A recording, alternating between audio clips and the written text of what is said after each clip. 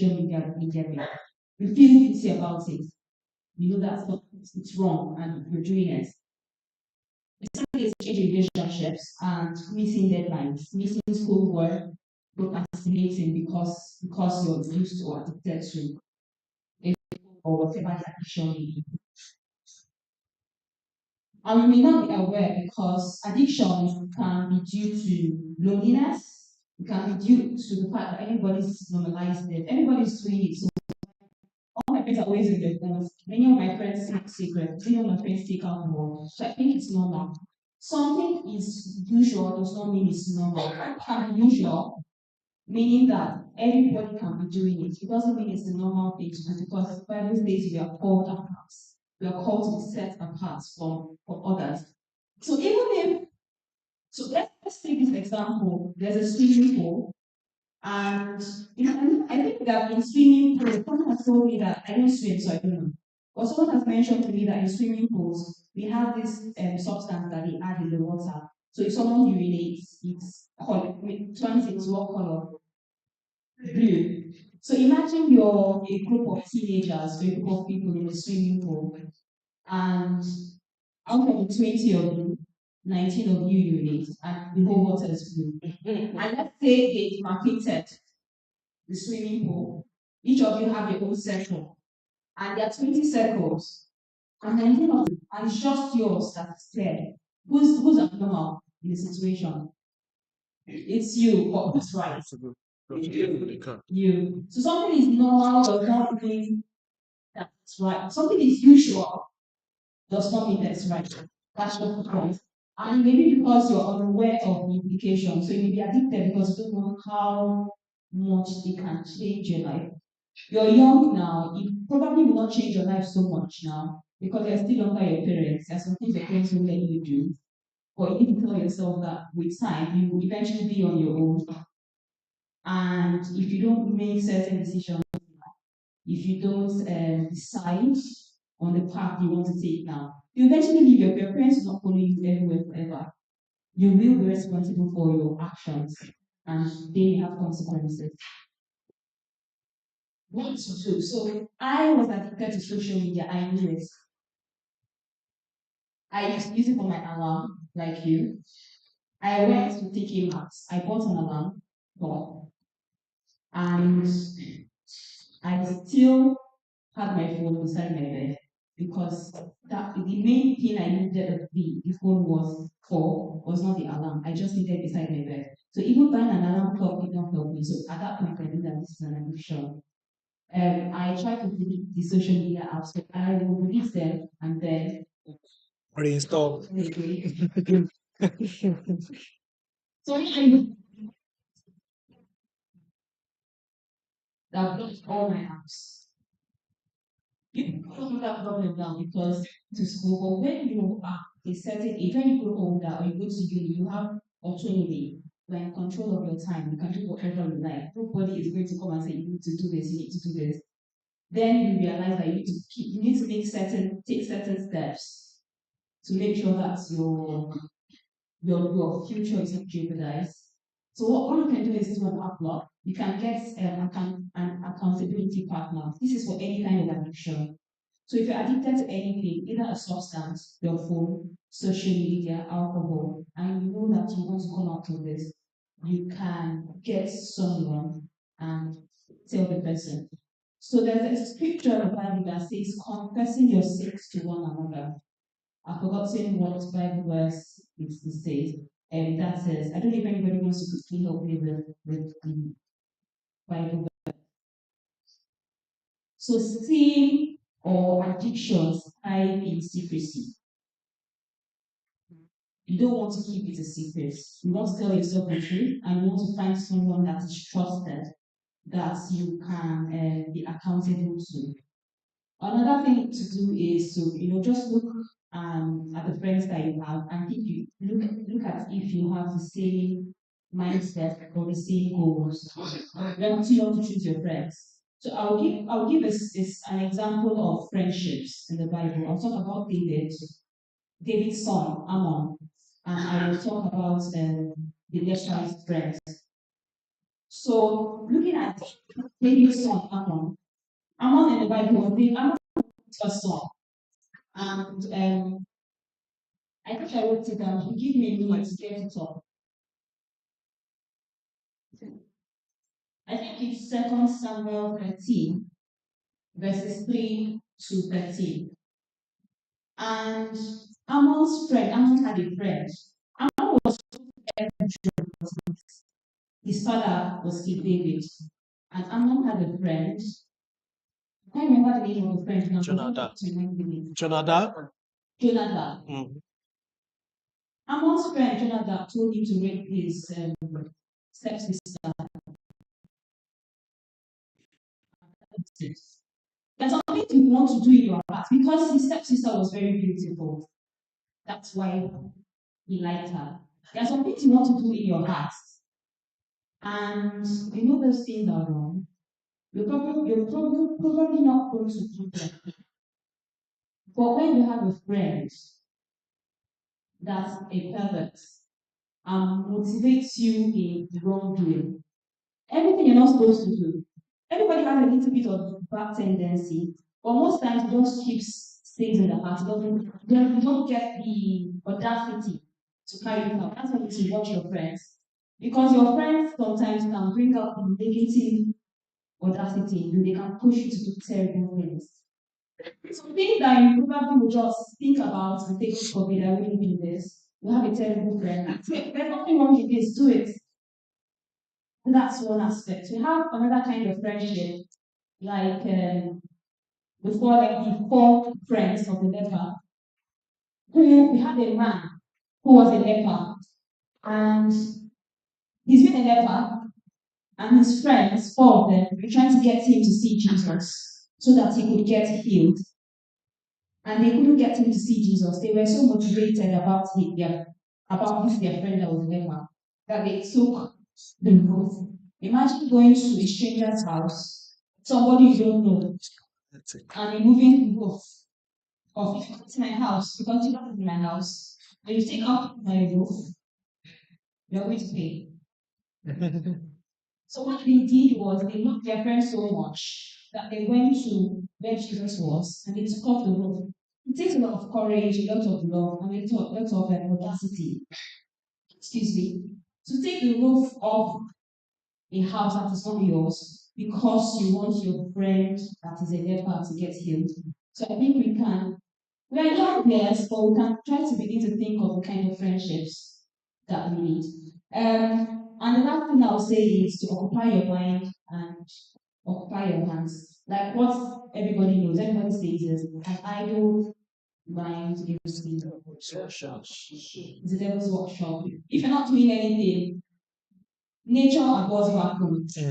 Your mind's not just going to be empty, it has to be filled with something. So you have to be intentional and fill it with who's going to tell me about the Bible verse, the things that are lovely Ephesians.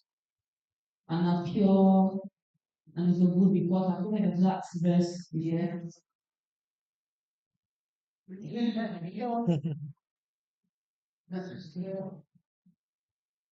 Yeah. You think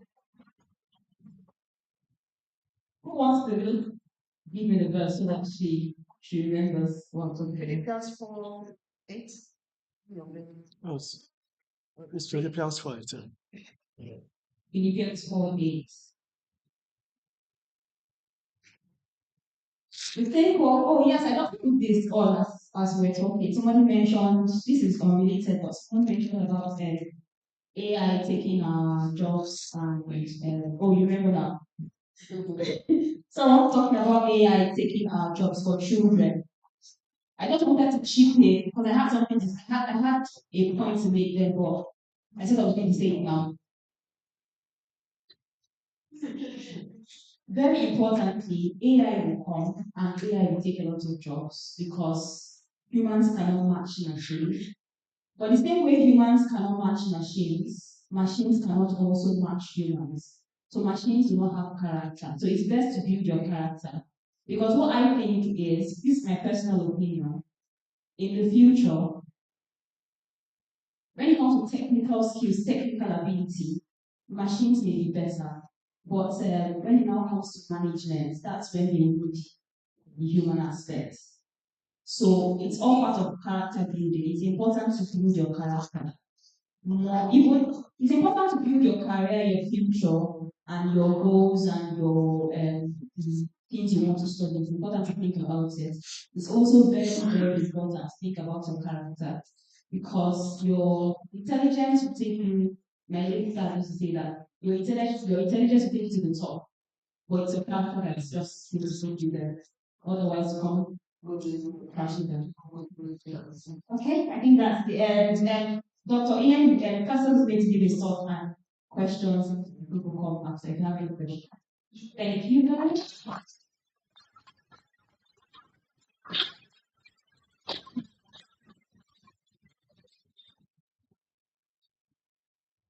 Thank you so much, Dr. Tayo. Please give my round. I love to learn from that. Lots of scriptures that I would encourage you to take home and go and look into. One of the scriptures she mentioned was James, it's found in James chapter 5, verse 16. And the second scripture I mentioned is found in Philippians 4, verse 8. Write it down, meditate on it, and let God expand it in your mind. So we're still going on in that talk. I told you that we have been blessed to have two people coming to talk on health today. And Dr. Tayo just took the part that had to do with addiction. I saw a lot of people drinking like 4 kinds of fizzy drinks today. I hope you are not addicted to fizzy drinks because too much sugar in your brain, too much sugar in your system. I'm not sure it's very good for you either. So everything in moderation, young people, everything in moderation. Too much of technology, not good. Too much of read studying, not good. Too much of sleeping, not good. Everything in moderation. The Bible recommends. Yes, sir. Yes, sir. I said too much of sleeping. Sleep is good for you, but too much of it breeds laziness. That is what the scripture tells us. It's not good to sleep too much. When you sleep too much, you lose the time you're supposed to use to develop yourself to become what we are trying to talk about today. You'll be using too much of that time to sleep rather than develop yourself to become what God wants you to be. That's a good addiction. So far, if there's any question from anyone, Because I'm addicted to the word of God. some people say, yeah, That's one for my addiction. It was one is interesting. okay. That's so. One tissue. There is no currency. Thank you so much. Please welcome.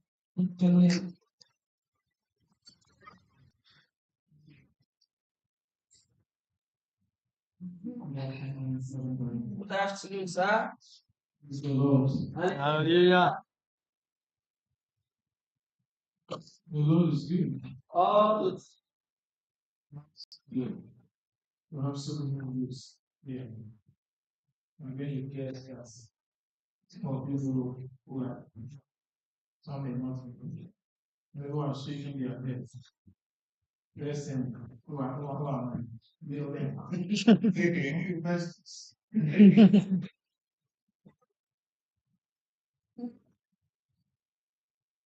Who else? Anybody who doesn't know anything. You don't know me. Correct. You do know me. But Dr. Festus.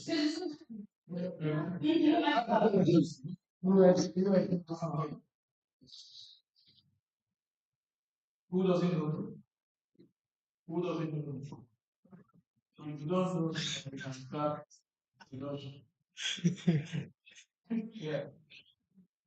Most of you know me as Dr. Festus. Exactly. Because before I say this, thank you to the organizers of these events.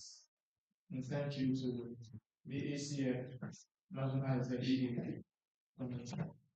And for the many youths who are seated here, thank you for making yourself available for these events.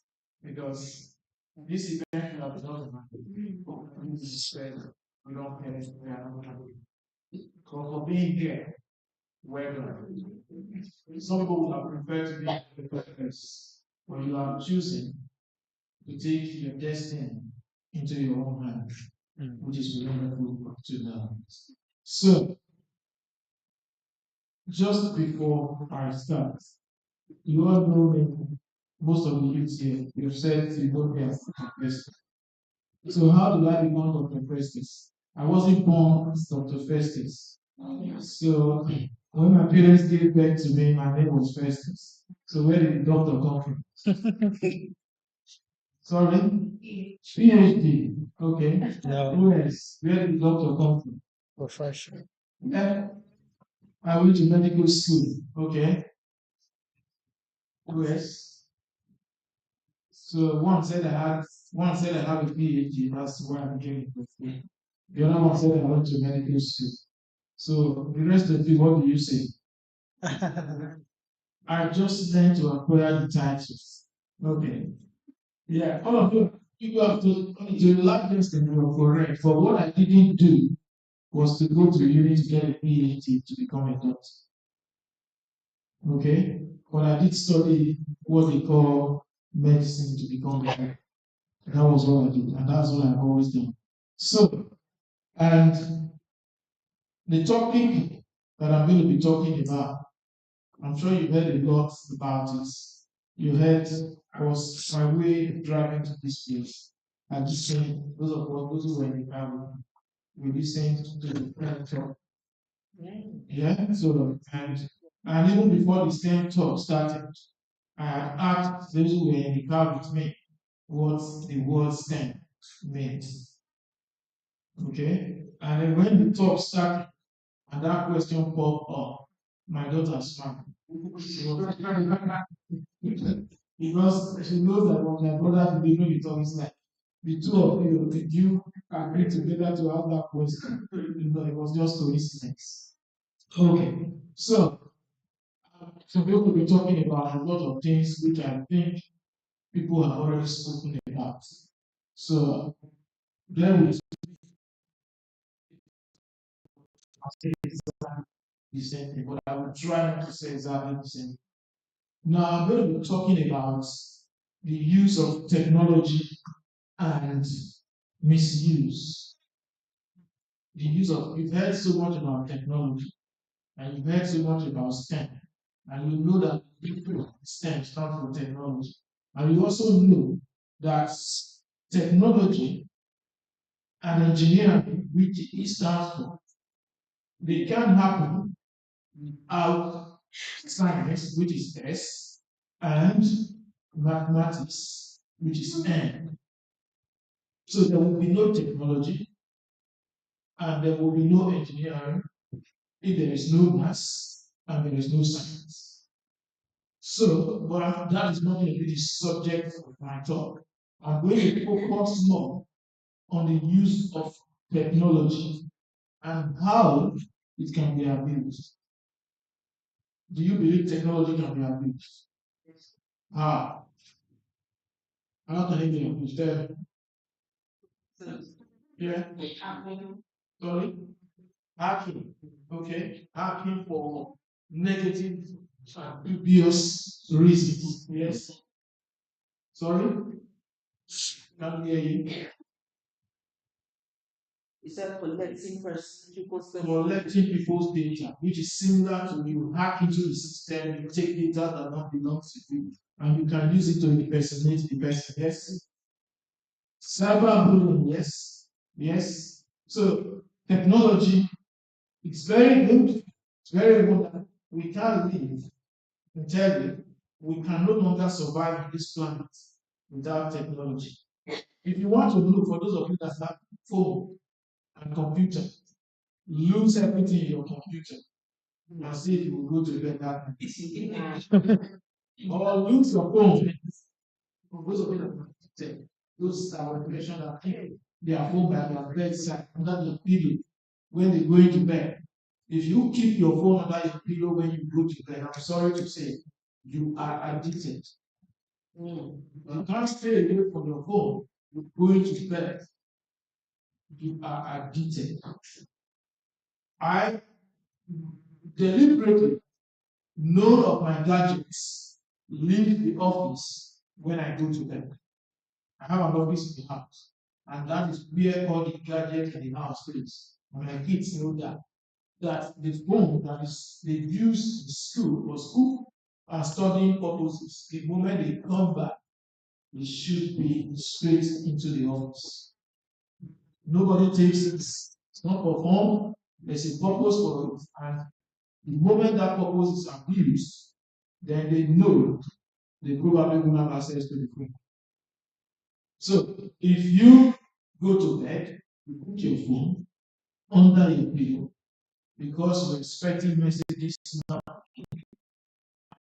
When that small talk may be there and you go straight for the phone, you are addicted. If the first thing you do in the morning when you wake up is to reach to your phone to start checking messages, you are probably addicted. When I wake up in the morning, the first thing I do is to organize my day. But I don't have to start organizing my day by looking at my phone. Sometimes I don't see my phone until I get to the office and I'm taking my bath and I'm off to work. That is when I look at my phone for the first time to see if there's anything that I need to respond to before I leave the house. Okay, now let's focus on this topic. Now, technology use and abuse. So look at this is very fun, isn't it? So thanks to the cloud, all my devices are now synchronized. It's only my brain that doesn't know what is going on. So see what put everything technology things that we used to store in our brain. We don't put them in our brain anymore because of technology. Okay? So we are kind of technology dependent. When we used to write academic documents, we were writing exams, the things we are expected to memorize. Now you don't have to. You don't have to memorize. You don't have to put anything in your brain. You can put it in your brain and pass the exam because of technology. And then of course, okay, I just put that there for the fun of it. Because the internet is fascinating. Guess what? Well, no, that's the microwave. So that's issues that can sometimes arise because of technology use. So let's move on. What is technology? I can define, I already put it out. I would have loved somebody to define technology for me. Who can define it in a different way? Who can define it in a different way? Can anybody define technology? You can see the definition, but can you see it? The application of scientific knowledge to achieve practical goals. You see that scientific knowledge is important. Okay? So there is no technology. If you look around you, we've got computers around, we've got this microphone, we've got that projector. These are all based and they are all developed based on scientific knowledge. So the knowledge of science is important to develop any form of technology. If you don't have it, without science, like I said to people, there will be no technology. And when we're talking about science, we're talking about the subjects we read about. We read about physics, chemistry, mathematics, and what have you in the first talk. There will be no technology without these things, these subjects. So it is putting the knowledge that people have acquired over a period of possible many years, okay, putting that knowledge into practice to develop tangible equipment or machines or software, whatever you call it. That is what technology is. The application of scientific knowledge in practical use. And I give you an example there. Practical things that scientific knowledge can bring about. which are useful technology equipment. For example, your cell phone. You had a lot of talk about cell phone earlier, how it is developed. Okay, cell phone, your cars. We just get into that without driving. Some of us don't think about technology behind it. Okay, and even the technology behind it depending on a lot of science, a lot of mathematics, a lot of physics behind that technology, without which it won't happen. So, and then of course, you got that a lot of innovation. What is the single thing that is required? For example, if you're interested in technology, okay, if you are interested in those things that require construction, building, designing, creating piece of science equipment. What do you need? Who knows what you need? It's not just a subject. It's not just the physics, mathematics, and all that. But there's a simple thing that a character that you must have in order to fit into that purpose. Who knows what it is? I was giving you the answer. You have to be very, very inquisitive. Look at last one about Einstein. He said, what did he say? The important thing is to never stop questioning. Never stop questioning. If you must be a good scientist, if you must be a good science student, never stop questioning. And if you must be a good student as well, no point being in lectures, receiving the lectures, and you have lots of questions, and you put the questions in your pocket, and you go back and you try to figure it out. You may not be able to figure it out in a lifetime.